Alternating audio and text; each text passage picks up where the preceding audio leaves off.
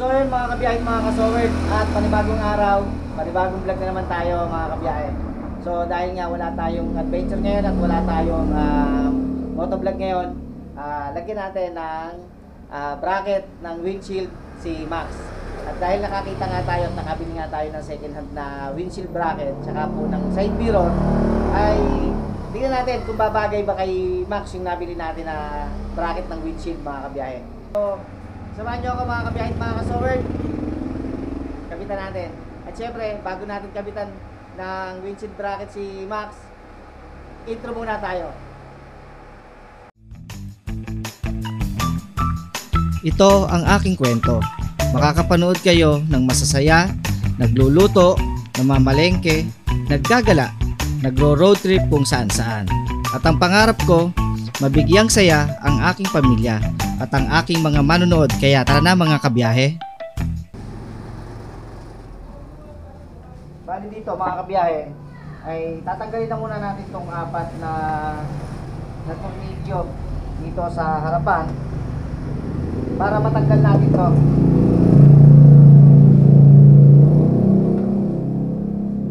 Tanggalin muna natin to.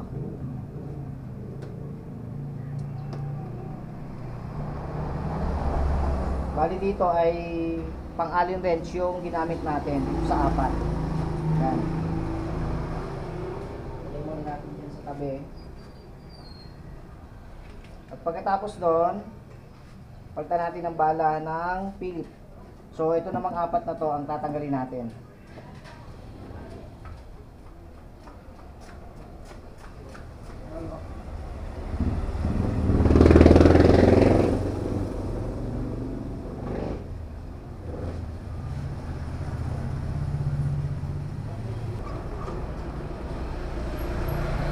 Bali dito mga kabiyahe, dahan-dahan lang sa pagtanggal ng tornilyo kasi ito plastic lang.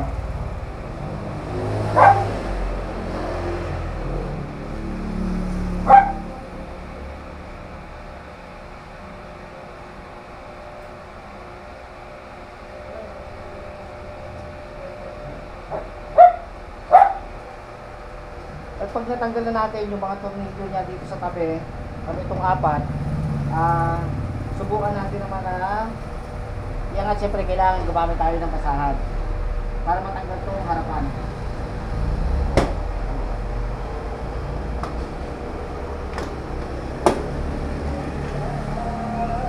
Yan, pagkatanggal na nito mga kabiyahe,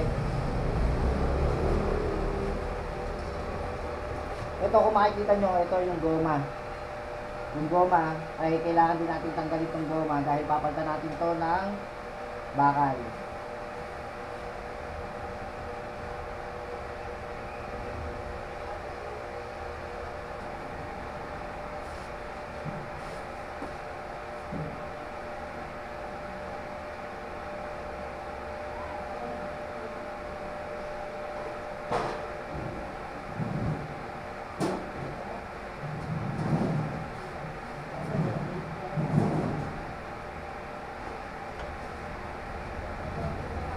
Pumasa muna natin. Yan, bali ito mga kabiyahe, ito yung galing sa apat na to na goma. Bali ito yung ilalagay natin ngayon. Ito yung tornilyo na para dito mga kabiyahe.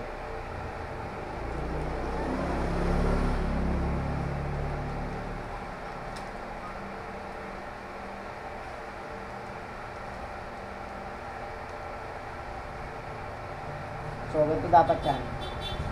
Yan, ganyan. Apat na piraso dito.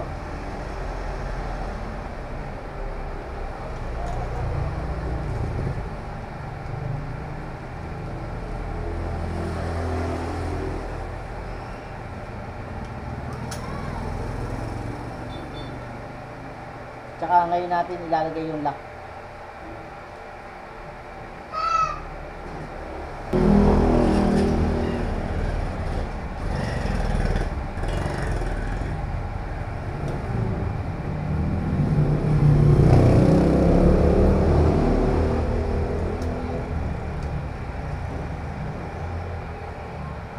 Pagkatapos natin ilagay yung mga tornilyo, tsaka natin siya ilalak. Isa natin mga kabiyahe para hindi siya umalas.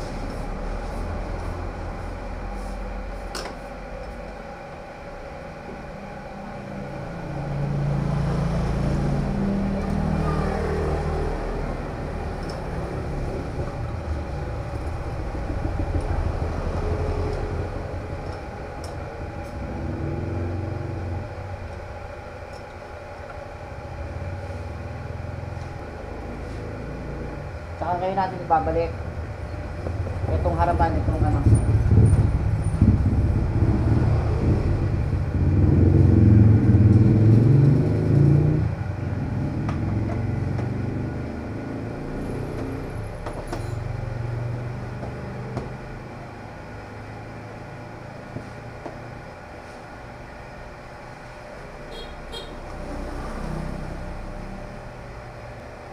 Balik na natin yung tornilyo niya.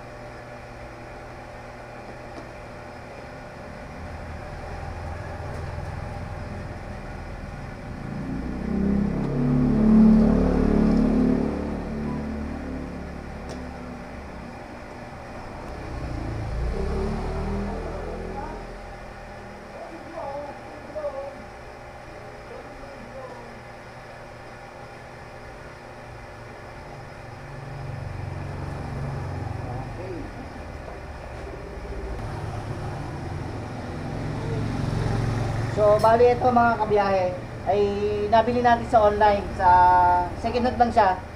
Pero kasama na tong ano, kasama na tong yung side mirror. So, yan. Ganito, yan. Nakaganyan siya mga kabiyahe.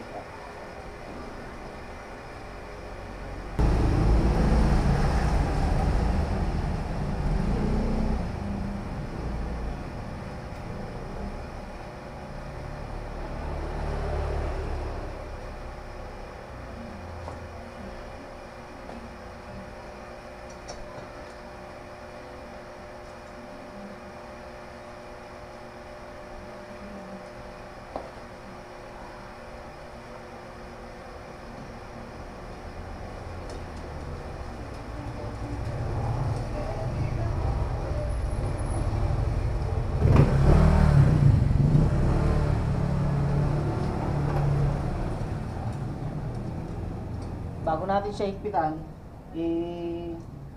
tatama muna natin para siguradong nasa gitna.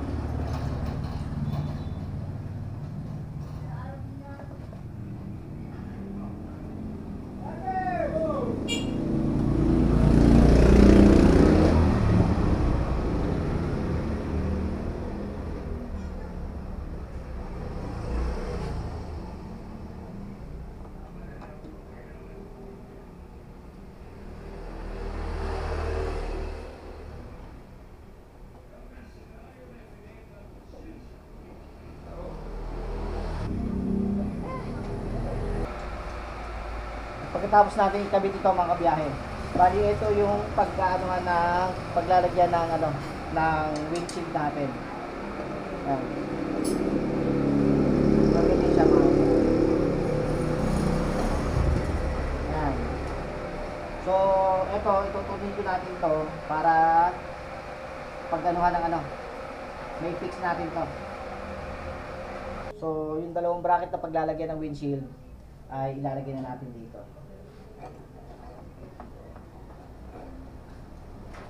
Kailangan lang natin ang washer at saka lock washer.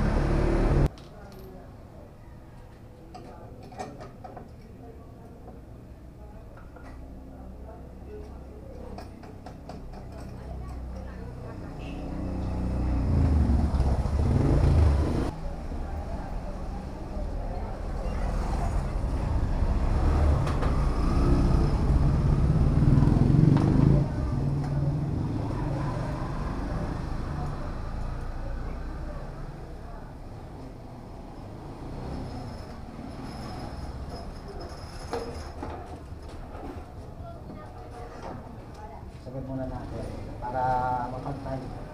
Kaya natin siya papantay.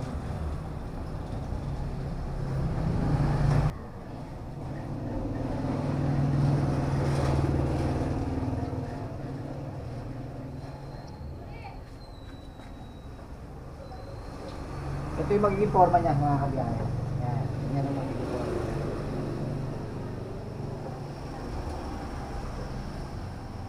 Katama naman lahat ng butas.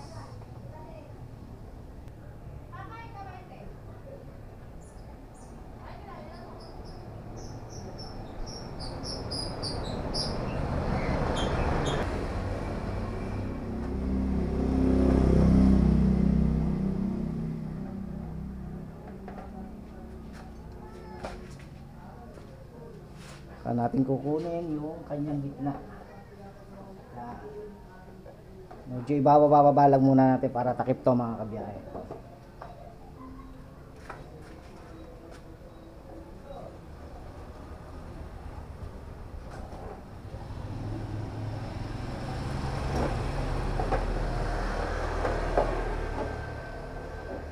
Nakit maganda yung mas mababa. Tingin nyo mga kabiyahe, ano? Maganda ba yung mas mababa?